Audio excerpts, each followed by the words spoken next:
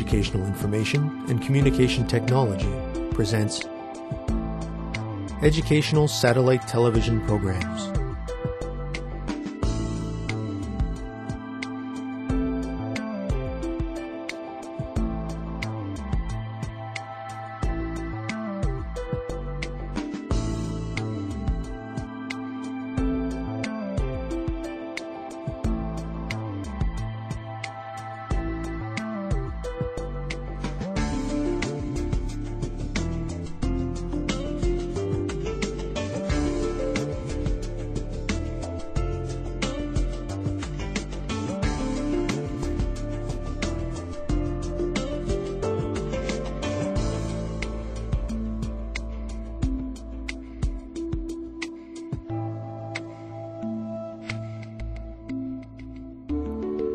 Hello, teacher.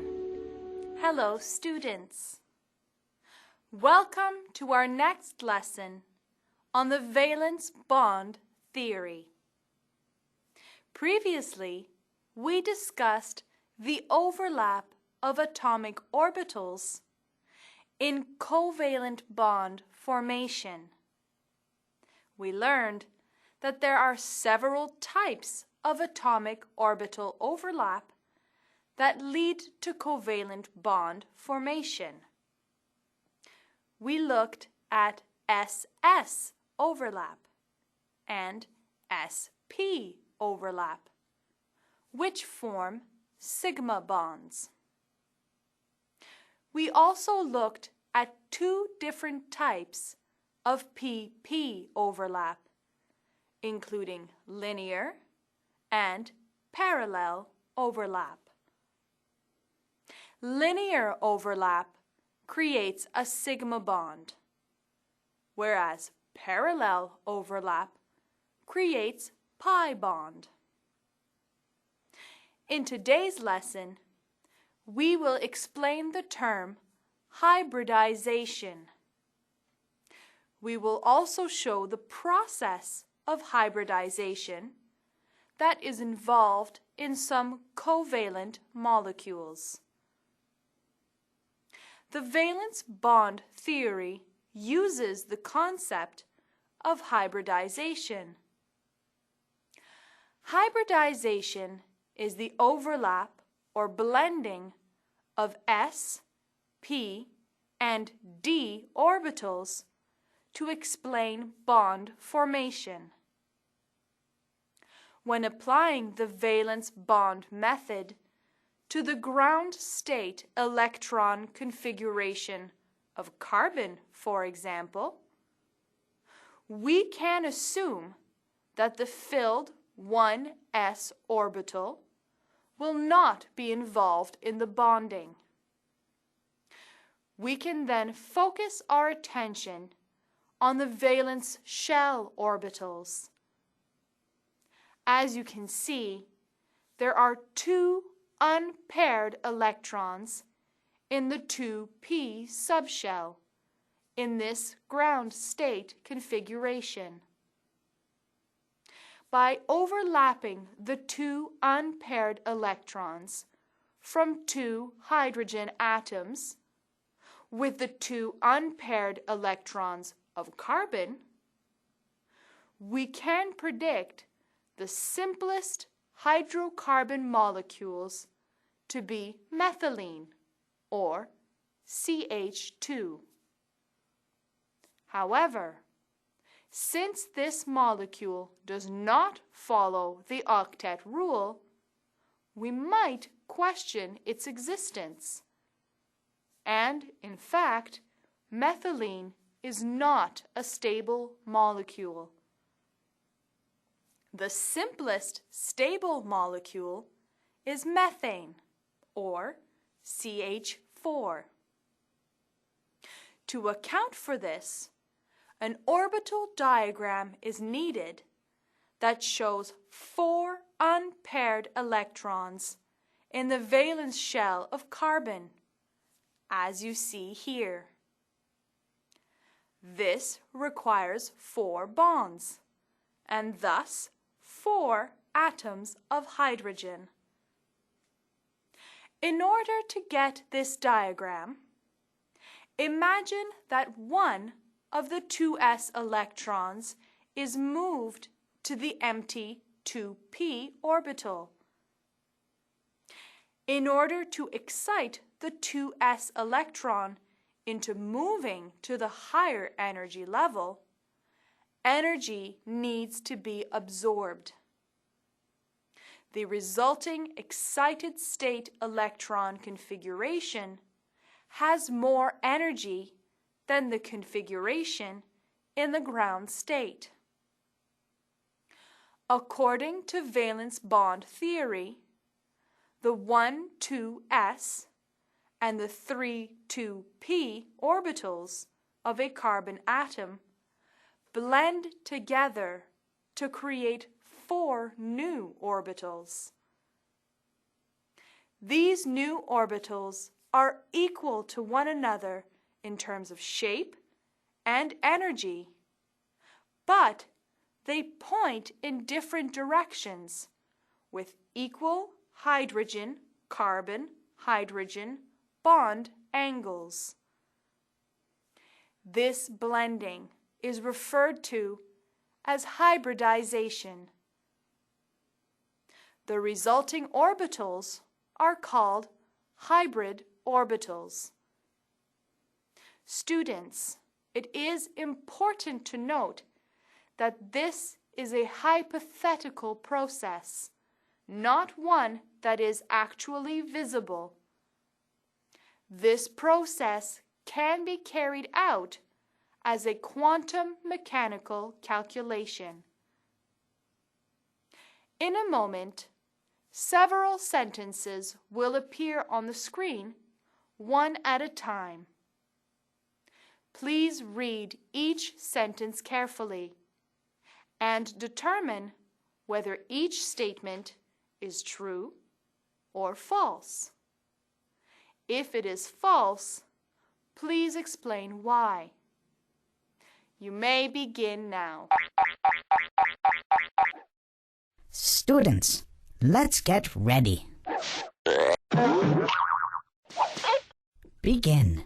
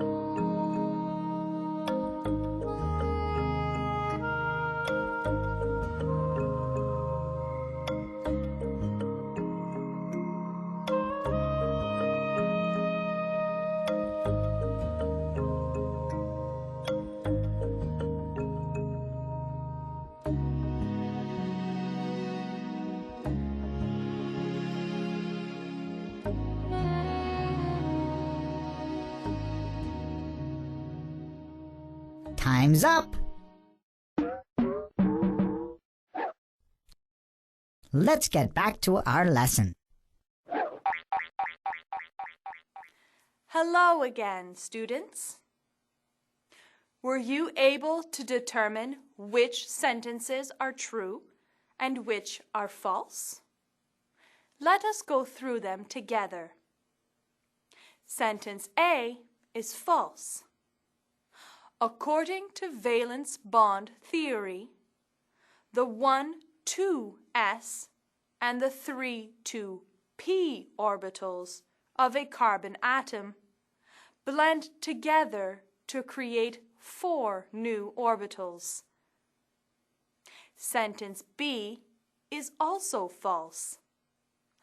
Hybridization is the overlap or blending of s, p, and d orbitals to explain bond formation, not the other way around.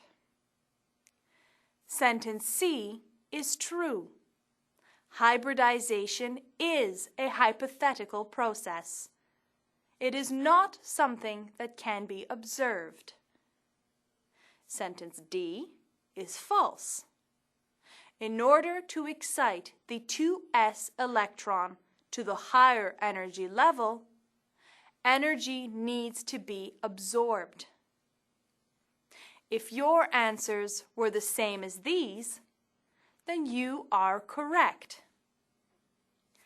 Let us continue discussing hybridization. The symbols that are used for hybrid orbitals identify the atomic orbitals and the numbers of atomic orbitals that are used to form the hybrids.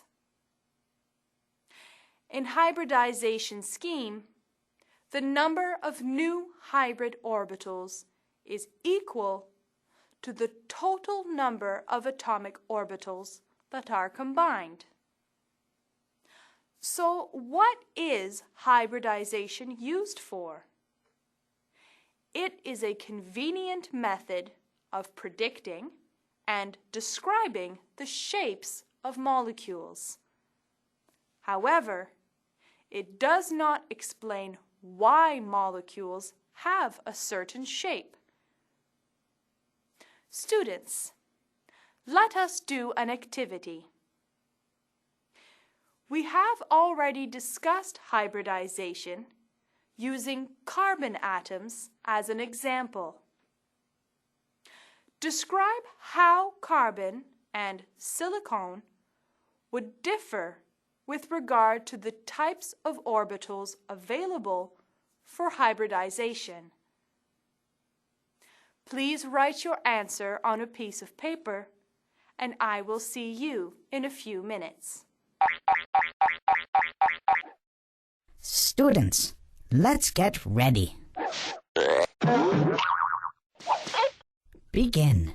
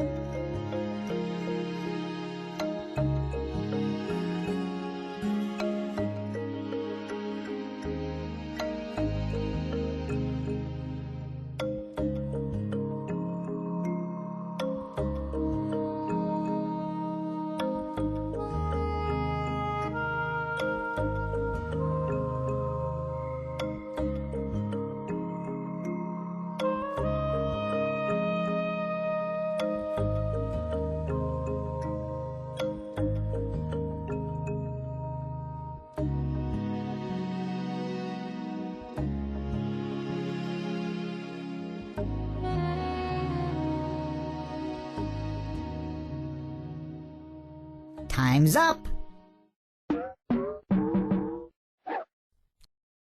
Let's get back to our lesson.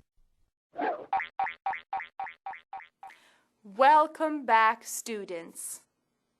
Carbon uses the S and P subshells from the second principal energy level. Silicon, on the other hand, uses those from the third principal quantum number. The hybridized orbital in both cases is sp3. Great work, everyone! This brings us to the end of our lesson for today. We learned that hybridization is the overlap or blending of s, p, and d orbitals to explain bond formation. While this method cannot explain why molecules have certain shapes, it is useful for predicting and describing what shapes molecules will have. In our next lesson, we will continue learning about the hybridization of orbitals. We will discuss hybridization that is involved in compounds that contain multiple bonds. We will also learn how to predict different geometrical shapes based on hybridization. Until next time, thank you, teacher. Thank you, students.